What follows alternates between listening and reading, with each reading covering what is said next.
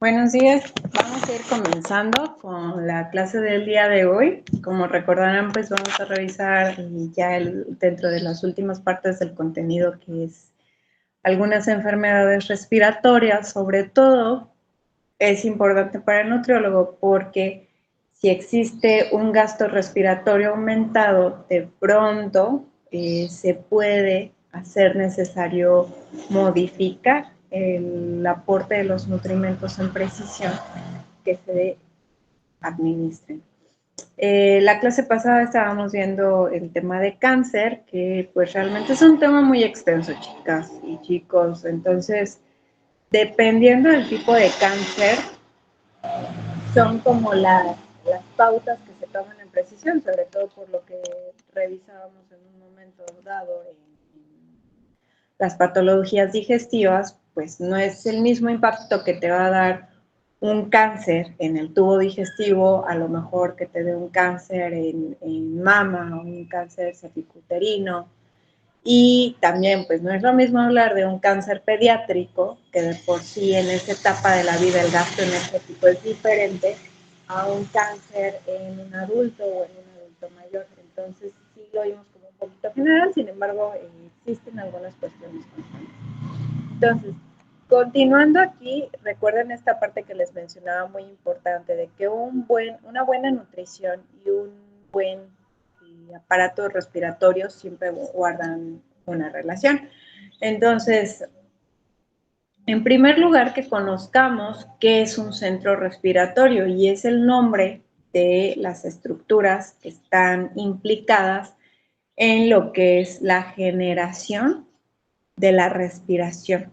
Es decir, estos movimientos respiratorios que tenemos normalmente y los reflejos, y que normalmente se ubican en el bulbo raquídeo y la protuberancia. No se alcanza a ver muy bien ahí en la imagencita, ¿no? Pero es con la alusión, perdón, a este centro respiratorio. Entonces, el centro respiratorio lo que hace es generar estímulos finalmente.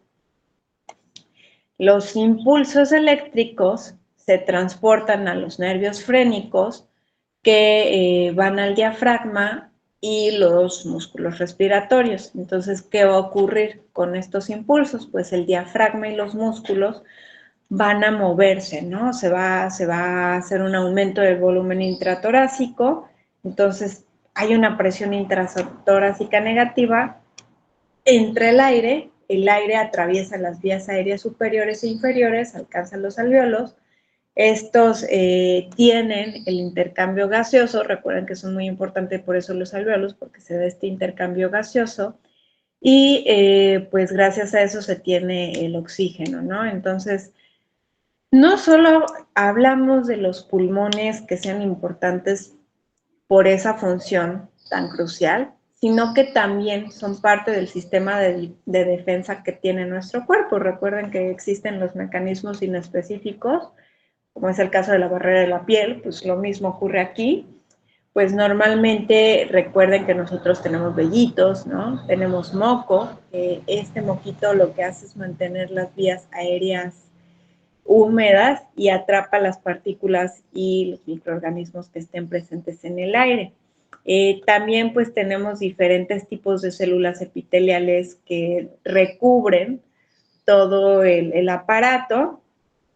Entonces pues nos va protegiendo. Y en algunos casos de pronto puede ser que lo supere, pero pues finalmente en los alvéolos existen macrófagos, que ellos protegen, ¿no?, de aquellos materiales o microorganismos que inhalamos, y que llegaron a esa parte, y entonces los macrófagos los engullen, los comen, los digieren, y pues finalmente, aparte, en los alvéolos también se secretan surfactantes, que es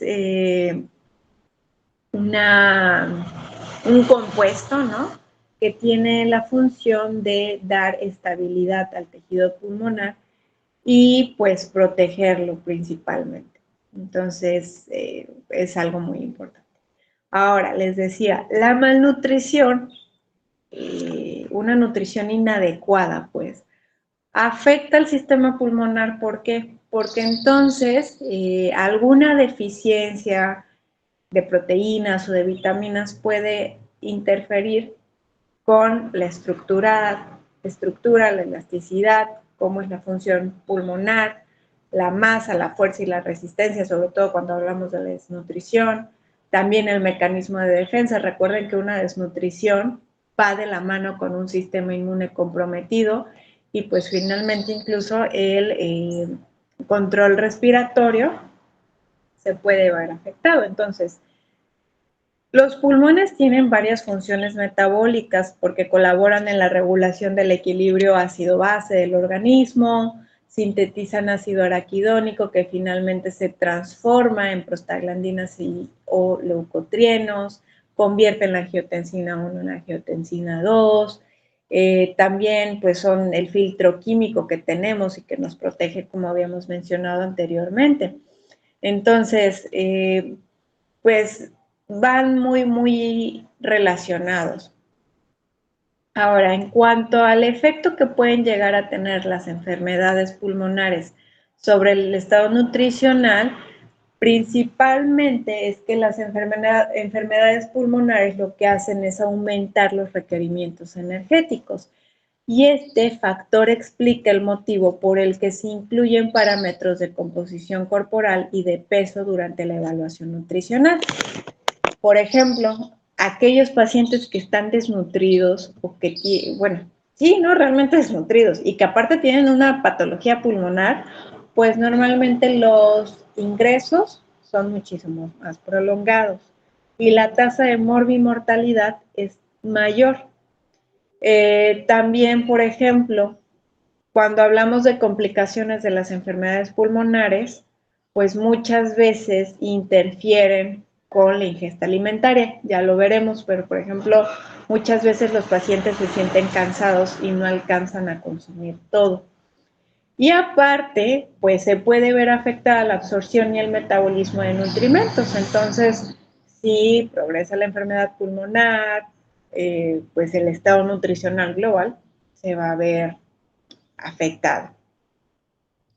Ahora, otra situación, aparte de esto del cansancio, algo muy particular que también se acompaña de dolor, anemia, puede haber alteraciones del gusto, del olfato, entonces va a interferir invariablemente en la ingesta adecuada.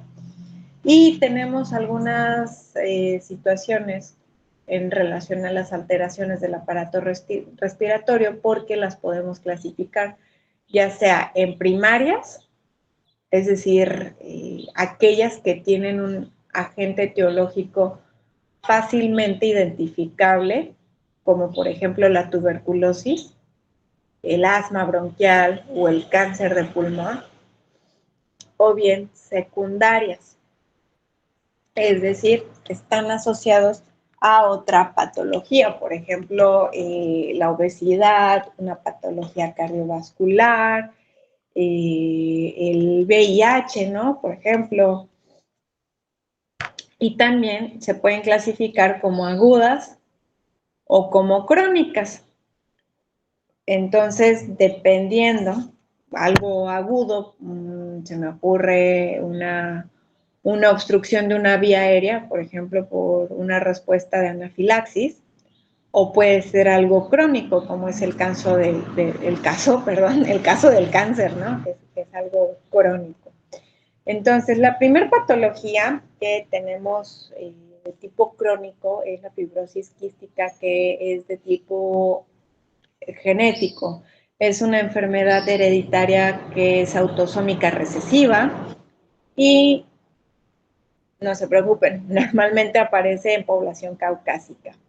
Normalmente aquí existe una mutación en la proteína reguladora de la conductancia transmembrana de la fibrosis quística, tiene el nombre de CFTR, y pues un complejo canal de cloro y su proteína reguladoras que normalmente tenemos en los tejidos exócrinos, pues es lo que se altera. Normalmente lo que ocurre es una alteración que resulta en la alteración del transporte de cloro, sodio, bicarbonato, Entonces las producciones de las secreciones son espesas y viscosas, pero el tema de la fibrosis quística es que afecta todo tipo de secreción, los pulmones, el páncreas. Recuerden que el páncreas tiene una función exócrina, el hígado, los intestinos. Pues recuerden cuando hablábamos en fisiopatología del aparato digestivo, pues cuántas secreciones intestinales no producimos. También el aparato reproductor, y pues lleva un aumento del contenido de sal en las secreciones de las glándulas sudoríparas. Entonces, pues son secreciones espesas y viscosas que, sobre todo si lo ubicamos en la enfermedad pulmonar, afecta.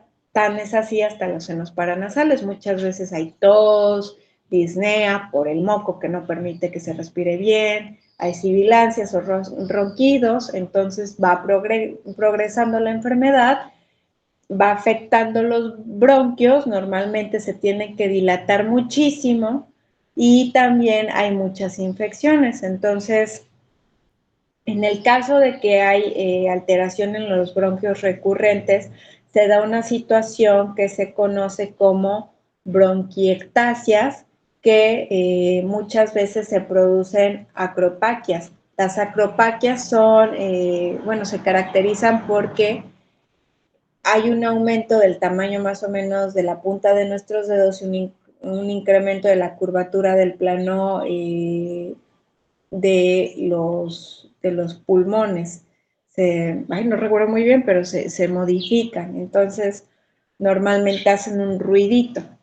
En cuanto a la afección en el páncreas, pues hay una insuficiencia, puede dar una insuficiencia pancreática, no se van a producir las enzimas necesarias. Entonces, pues tan es así que puede provocar que el 90% de los pacientes que tienen fibrosis quística tienen mala absorción. Y normalmente es algo que se detecta en los primeros años, porque les digo, es de tipo genético. Entonces, si el páncreas no funciona bien y hay mala absorción, pues podemos hablar de deficiencia de vitaminas liposolubles, las vitaminas A y D, K, y también de otras sustancias. También en el caso de la vitamina D, pues recuerden que si no está en niveles adecuados, trae otras complicaciones. También va a afectar el páncreas, pues normalmente las secreciones se ven afectadas o afecta, mejor dicho, al páncreas en su función endocrina. Puede dar una diabetes relacionada con la fibrosis quística y afecta la parte exócrina. Entonces, pues es grave realmente. Y les decía de la vitamina D, porque también va de la mano la enfermedad ósea, y pues muchas veces las fracturas son más recurrentes, existe una baja densidad mineral ósea, hay cifosis. Entonces, pues principalmente la cifosis es que estemos como jorobaditos. Esta enfermedad desgraciadamente es incurable. Entonces, dentro de las pautas de tratamiento nutricional, hay que evaluar cómo está la situación del paciente, porque muchas veces hablaremos de alteraciones resultantes de la mala absorción. Pues un retraso en el crecimiento, en el desarrollo, las necesidades energéticas van a estar aumentadas, pues el apetito va a estar alterado incluso. De hecho, sobre todo en pacientes con la fibrosis quística, deben de ser sometidos a evaluaciones nutricionales más o menos en intervalos de 3 meses para poder detectar cualquier deterioro.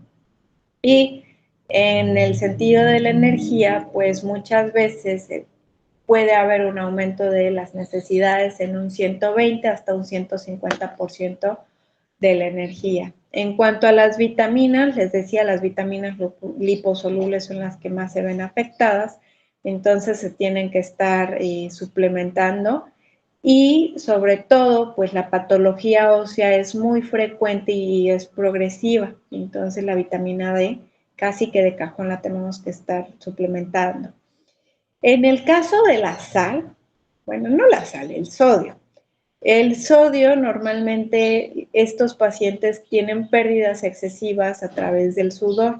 Entonces puede haber una deshidratación hiponatrémica bajo condiciones de estrés en un ambiente muy caluroso. Entonces muchas veces este tipo de pacientes requieren suplementos de el cloruro sódico, perdón, o el cloruro de sodio, pues, dicho en el castellano, ¿no? Entonces, dependerá, ¿no? Si es un paciente que vive en un clima muy caluroso, hizo ejercicio o tuvo mucha sudoración porque tuvo fiebre, a lo mejor hubo diarrea o vómitos.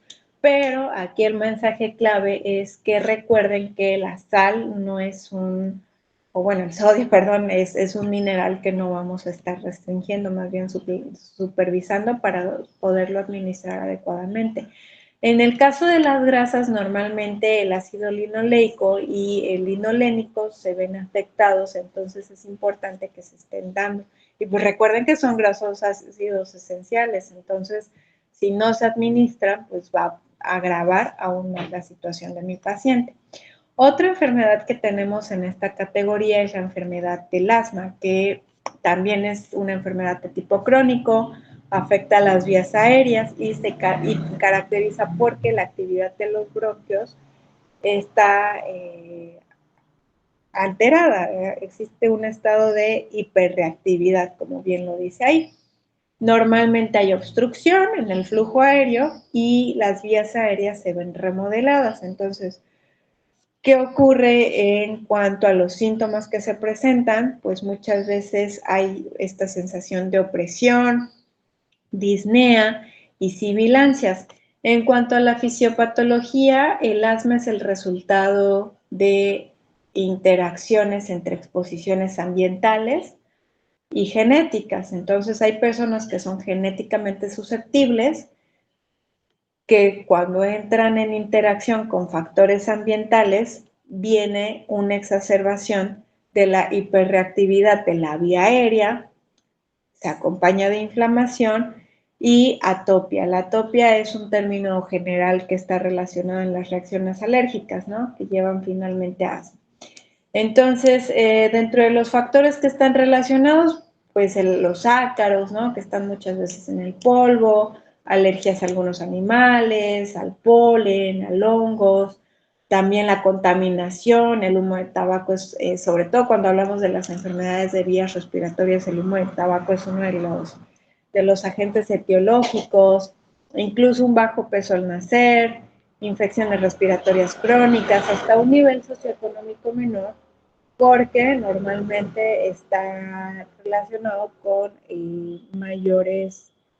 mayor contaminación, mayor suciedad. Ojo, no quiero decir que la suciedad sea mala, ¿eh? Porque, fíjense, aquí está medio chistosa la cosa, lo que ocurre es que pensemos cómo era el ambiente de nuestros papás, nuestros abuelos, si era normal estar con polvos, si era normal convivir con animales. Sin embargo, ahora lo que ocurre es que hay demasiada higiene y de pronto están estas típicas mamás que no quieren que el bebé no toque ni el piso porque se vaya a enfermar, pero finalmente es necesaria la exposición a este tipo de ambientes, pues para poder crear una respuesta inmune adecuada. En el caso de un nivel socioeconómico bajo, lo que puede pasar es lo contrario, que existe demasiada contaminación, demasiada suciedad que pues pueda llevar a esta parte. Entonces, normalmente existen tres áreas que se revisan para el diagnóstico de asma. Si existe una obstrucción al flujo aéreo que pueda ser parcialmente reversible, o bien que hablemos de una obstrucción al flujo aéreo de tipo recurrente, o bien que se tengan que descartar estos diagnósticos. Además, se evalúan síntomas como lo que es tos, las sibilancias, el dolor de la cabeza, la opresión torácica, porque normalmente son síntomas que se presentan en la mayoría de los pacientes y lo habitual es que en la noche se empeoren. Ahora, pues también podemos hablar del asma que sea de tipo extrínseco, es decir, a lo mejor yo tuve una respuesta por parte de algún factor, ¿no? Algo ambiental, pero también podemos hablar del asma de tipo intrínseco, que se desencadene por factores no alérgicos como el ejercicio. El ejercicio, recuerden, lleva una respuesta inflamatoria, sin embargo, en la mayoría de los casos el cuerpo se adapta ciertas emociones. Entonces, es algo referente al organismo. Y pues sí pone en riesgo la vida porque en algunos casos pues puede haber un estrechamiento de las vías aéreas muy marcado. Entonces, pues ahí muchas veces se da el tratamiento con corticosteroides y pues principalmente, ¿no? Es lo que vemos en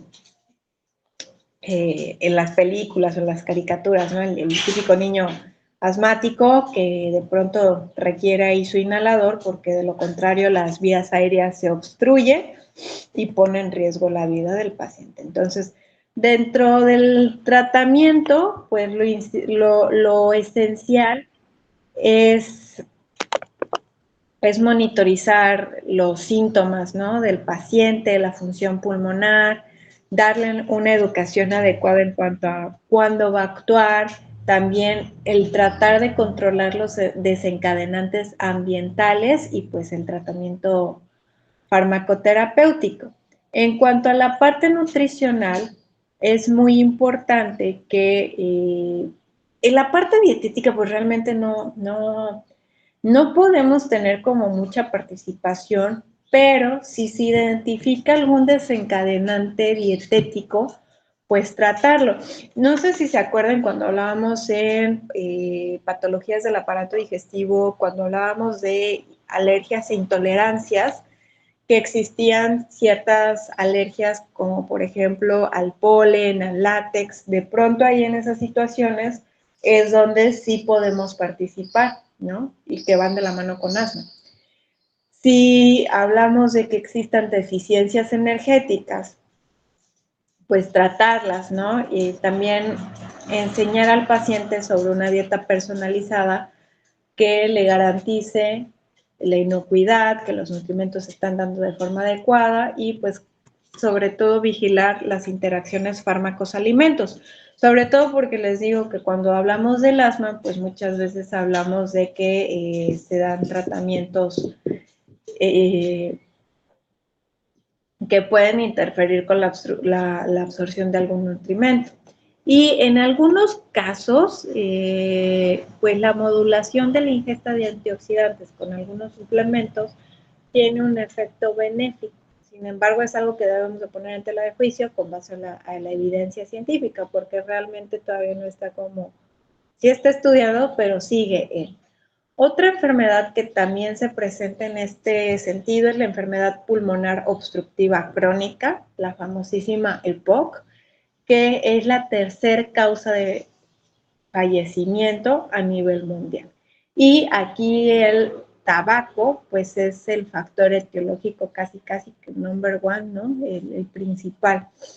Y además, pues todo el combustible de biomasa que se utiliza en las cocinas, calefacciones, en lo que son las zonas rurales, por ejemplo, cómo cocinan en algunos pueblitos, utilizan leña, ¿no? Entonces también podemos hablar aquí dentro de agentes etiológicos, el humo o el polvo de origen ocupacional, por ejemplo, las personas que hacen trabajo de alfarería muchas veces están en contacto con contaminantes que pueden ser muy peligrosos, o también la contaminación ambiental. Y cierto, ¿no? Cómo es una persona de ciudad, sobre todo ciudades muy habitadas, Ciudad de México, Monterrey, Puebla, que están más contaminadas respecto a alguien que a lo mejor vive en un pueblito, ¿no? Que casi no.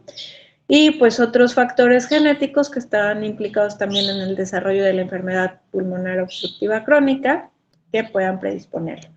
Entonces, ¿a qué nos referimos por EPOC? Pues es una bronquitis crónica, básicamente, es decir, los bronquios están inflamados y al estar inflamados se va a producir moquito, tos y existirá una dificultad respiratoria.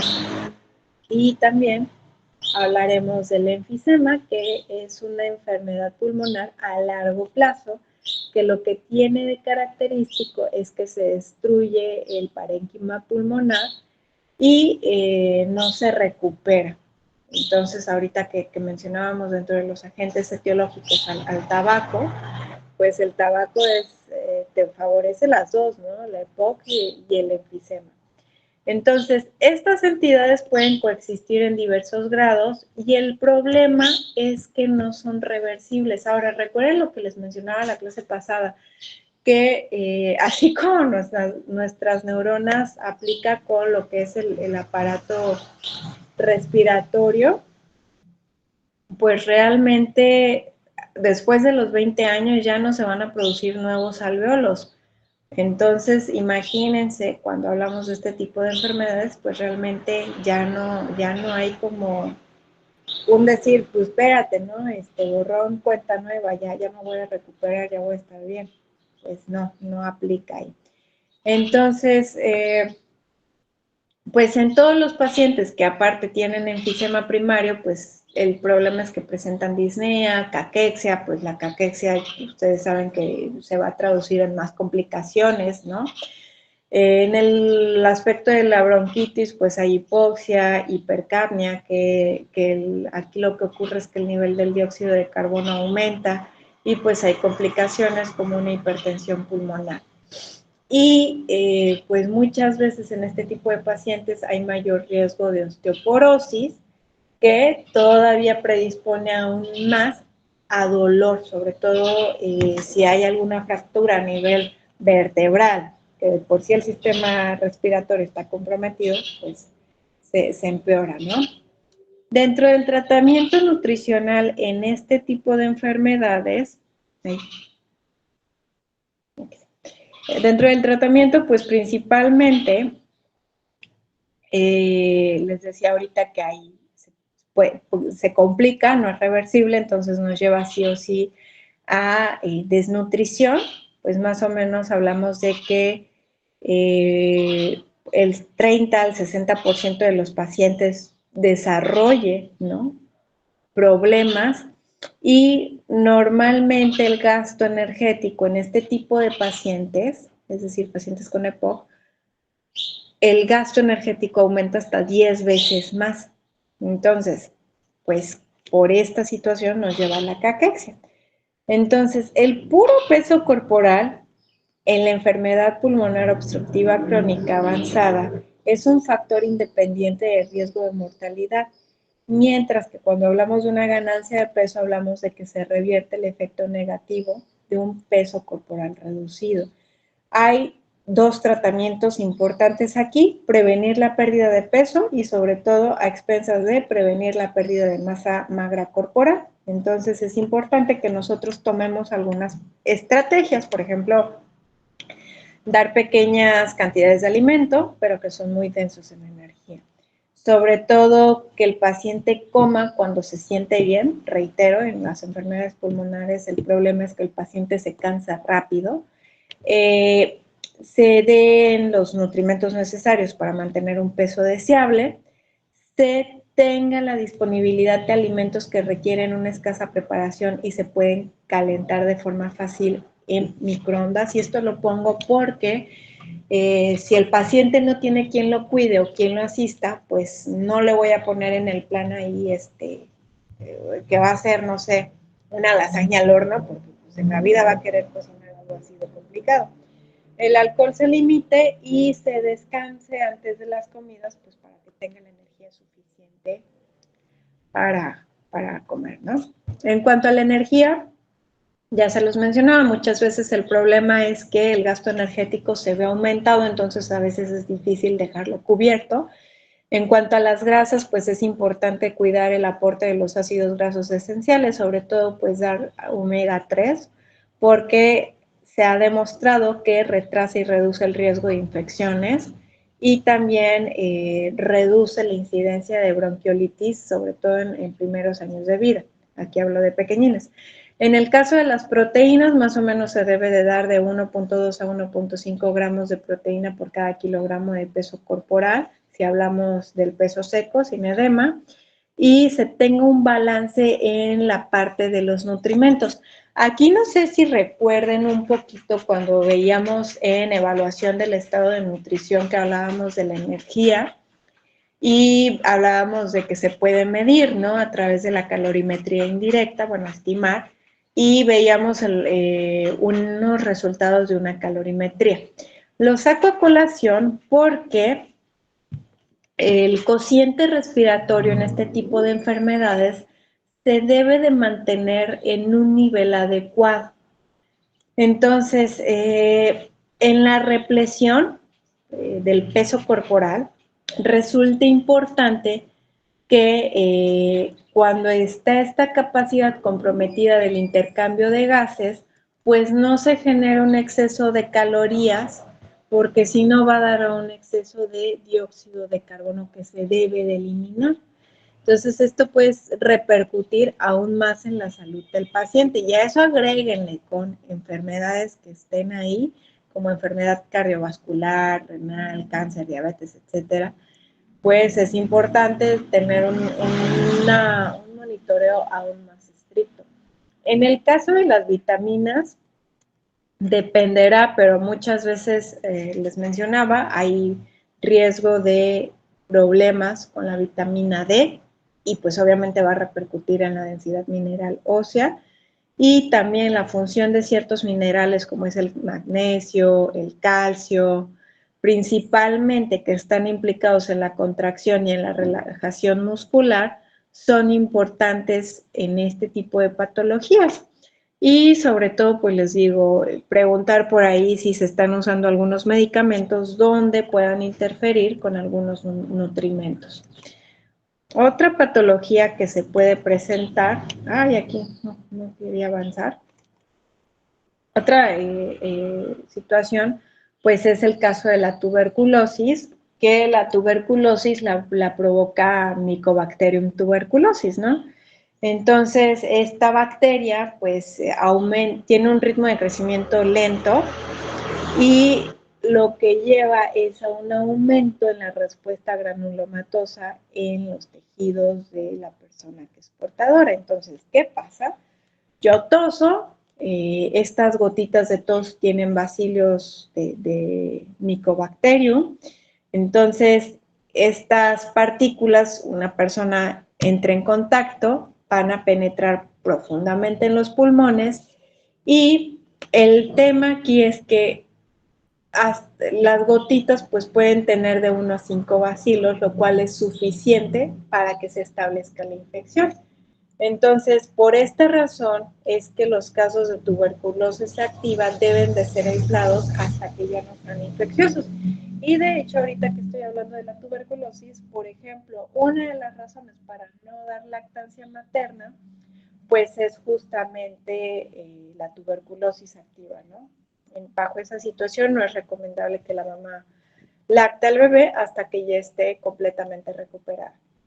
Más o menos en el 5% de los casos, la infección puede ser muy, muy grave, mientras que en el 95% de los casos en los que el huésped tiene una respuesta inmunitaria, digámoslo así, efectiva, adecuada, pues la infección ahí queda, ¿no? Se contiene. Sin embargo, le reitero, el 5% pues puede fallecer, ¿no? Sobre todo si no se diagnostican, no se tratan, lo que ocurre es que existe una progresión de la enfermedad, lleva complicaciones, pues se da tos crónica, fiebre prolongada, sudoración nocturna, se acompaña con anorexia, la pérdida de peso, y pues esta pérdida de peso obviamente me va a traer más complicaciones, sobre todo porque la nutrición muchas veces en este tipo de pacientes está alterada, entonces se necesita una suplementación nutricional.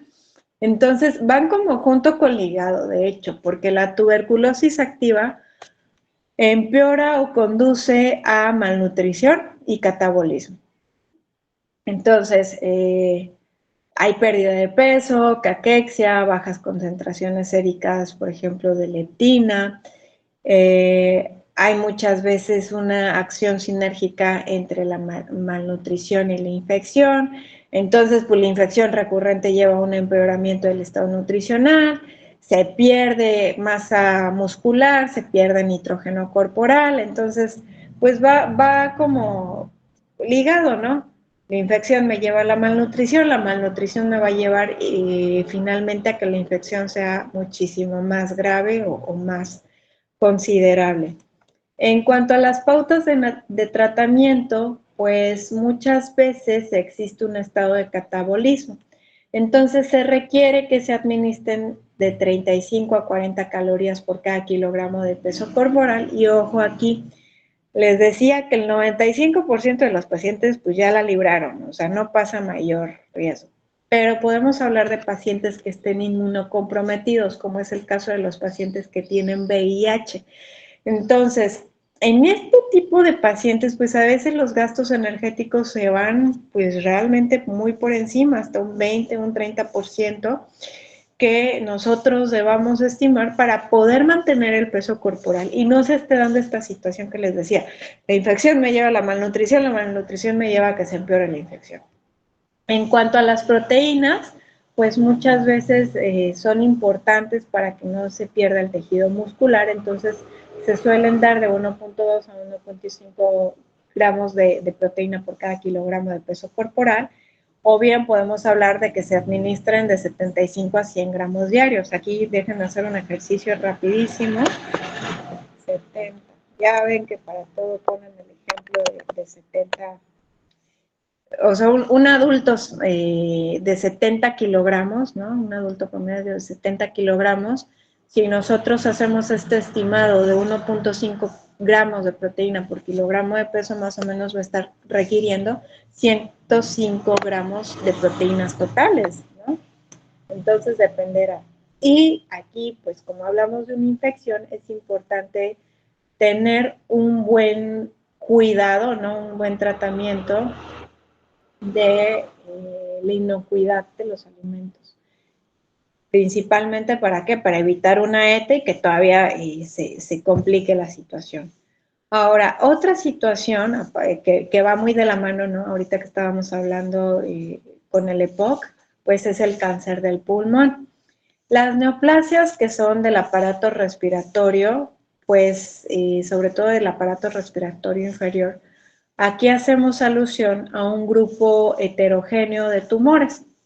Entonces, el grupo que se conoce como carcinomas broncógenos comprende los siguientes: el carcinoma epidermoide, el adenocarcinoma, el carcinoma indiferenciado de células pequeñas y el carcinoma indiferenciado de células grandes.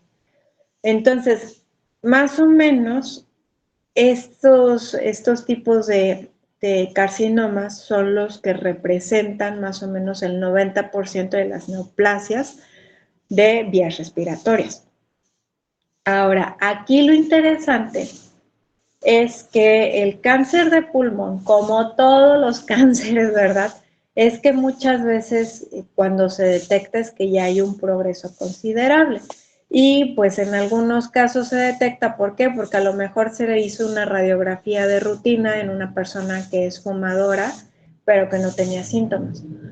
Puede haber algunos pacientes que ya presentan síntomas relacionados con el propio tumor, o bien que dependa de la extensión local del tumor, o bien que hablemos de una metástasis generalizada, o algunos síntomas como la anorexia, la pérdida de peso, la debilidad y los síndromes paraneoplásicos. Recordemos del cáncer, cuando estábamos hablando, existen diferentes tipos de síntomas que me pueden ayudar a orientarme. Entonces, en el cáncer, la disnea es el síntoma que genera mayor repercusión y que desgraciadamente se da en el 15 hasta el 55% de los pacientes que tienen cáncer de pulmón en el momento del diagnóstico. Y existen otros factores que van a contribuir. Por ejemplo, podemos hablar de un derrame pericárdico, que se esté acompañando con anemia, con fatiga, depresión, ansiedad, que ya estemos hablando de metástasis en otros órganos, que exista aspiración, el síndrome de anorexia caquexia, o bien que estemos hablando de un derrame pleural. Entonces, aquí, como cualquier cáncer, pues la composición corporal se ve afectada. Y reitero, nutrición y aparato respiratorio van de la mano, porque una malnutrición altera la contractilidad de los músculos respiratorios, entonces afecta la resistencia de la respiración, ¿no? La resistencia o la función de resistencia y de la mecánica de la respiración. Más o menos el 50 al 75% de los pacientes que tienen cáncer de pulmón, normalmente, pues muchas veces cuando se detecta, pues es tardío, ¿no? Y pues les menciono que el dolor y la fatiga son los síntomas que más se asocian. Entonces, imagínense, si yo tengo este paciente que fuma, que anda ya con tos, aparte que refiere que tiene dolor, que tiene fatiga, pues ahí foco rojo, ¿no? Digo, oiga, ya se ha hecho alguna radiografía de rutina para saber cómo se encuentra su estado actual. En cuanto a el tumor, pues puede producir un dolor porque esté afectando las pleuras o incluso afecte los músculos, ¿no? Que están ahí en la pared torácica, entonces puede ser hasta cierto punto insoportable. O también se puede producir el dolor por una combinación de que ya estemos hablando de una metástasis ósea, entonces está el dolor óseo en esa zona, más el dolor que produce, pues realmente es grave. Y de hecho las metástasis óseas son frecuentes, más o menos suponen del 30 al 40% del dolor en los pacientes que tienen cáncer de pulmón y metástasis ósea. También 50% de los pacientes con cáncer en un estadio precoz y del 75 al 100% de aquellos pacientes que tienen pues ya un estadio avanzado, se sienten esta fatiga.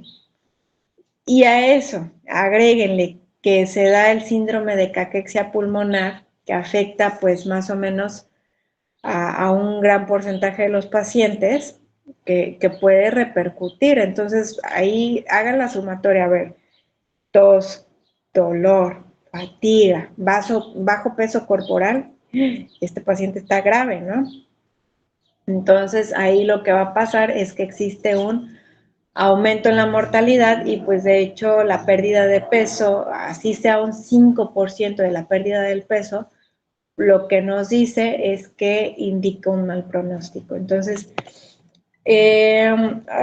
no vamos a lograr continuar, todavía tengo que darle unos anuncios, me faltan 10 diapositivas. Entonces, chicas, en esta materia, en fisio sí nos estaríamos viendo la siguiente semana. Para quienes no nos vimos en la mañana hace ratito, les recuerdo un poquito. En dieto ya terminamos, les cargo la presentación en el portal viejito y en el portal actual, por los que no se pudieron agregar en el portal nuevo, pero no se les olvide mandar el manual que era del trabajo final, el manual que estaba pendiente con algunos de ustedes y el caso clínico, los ejemplos de menú. Para ya cerrar, terminamos.